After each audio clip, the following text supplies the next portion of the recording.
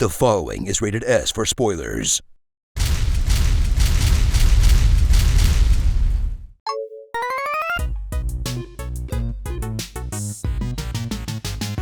From the series known for gamifying complex Yakuza politics, comes a title that decides to throw all that away. Because we're hanging out with Ichiban now, and this guy does not do complex. I mean, just look at him. He's like if a golden retriever got trapped in a Hawaiian shirt. Like a dragon. Infinite wealth. Slip on the beach-appropriate footwear of Ichiban Kasuga, a former Yakuza member turned protector of the weak, and against all odds, the most gullible motherfucker on God's green earth.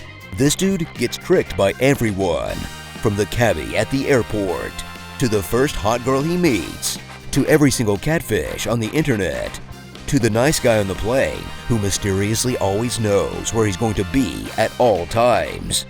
Yeah, we probably should have seen this one coming.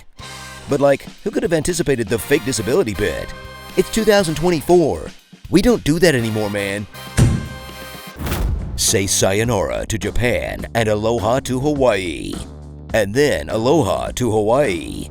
And then aloha to Hawaii again. It means hello and goodbye. Well, actually, it's more like, well, aloha.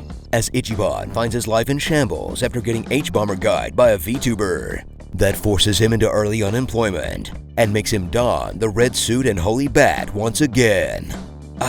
There's no better herald for the hero's triumphant return than hoarding trash off the ground. Next, watch as he sets off on a grand adventure to find his mom and take down the Hawaiian Yakuza, because they're worldwide now, baby.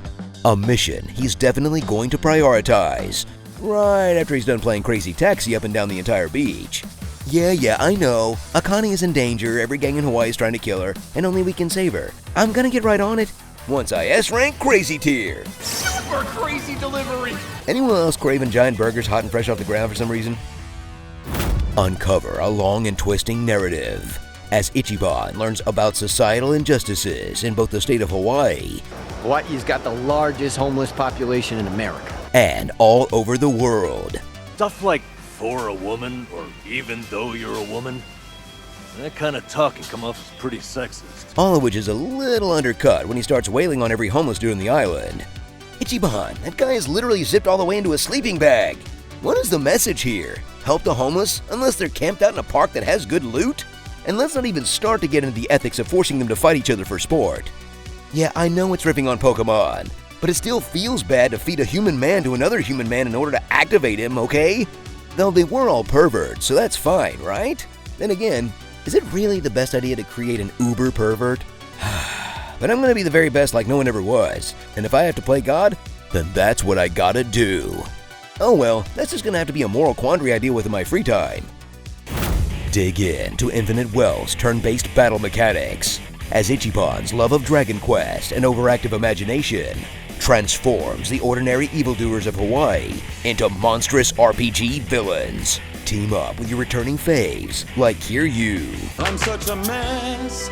Who is both less and more dead than you may remember. I've got cancer. But hey, for a guy with super cancer, he sure does punch good.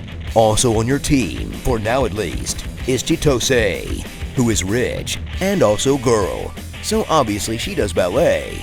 And Tomizawa, who's a cabbie, so he car washes your enemies straight to hell where they belong.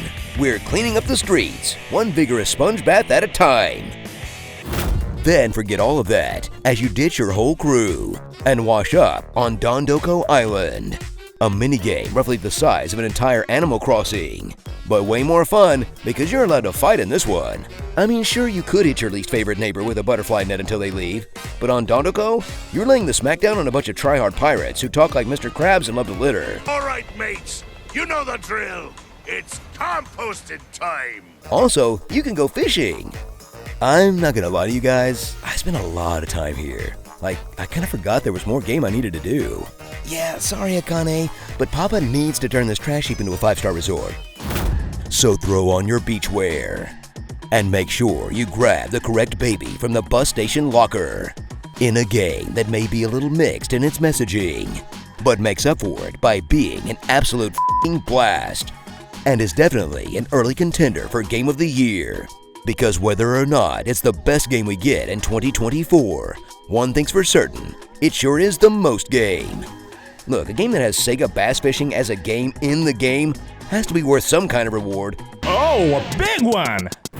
Starring Gullible's Travels, The Fight in Our Stars, Uber Douche, I Can Fix Her, Yakuza Snape, 8chan. He was the gun of a preacher, man. Andre Richardson, but he's wearing sunglasses, so Ichiban thinks he's a totally new person. And all the characters you loved in previous games, who you won't spend any time with, because you're still around on Dondoko Island. Like a dragon. Infinite game. Now there's a lot of wild things that happen in this game, but I think the wildest is how good looking everyone is. Since Ichiban's imagination is making him imagine enemies in a heightened way, my best guess is that his trusting nature is making him pull a shallow howl on everyone he meets. There's just no way everyone is this blisteringly hot. Like, look at her! Look at him!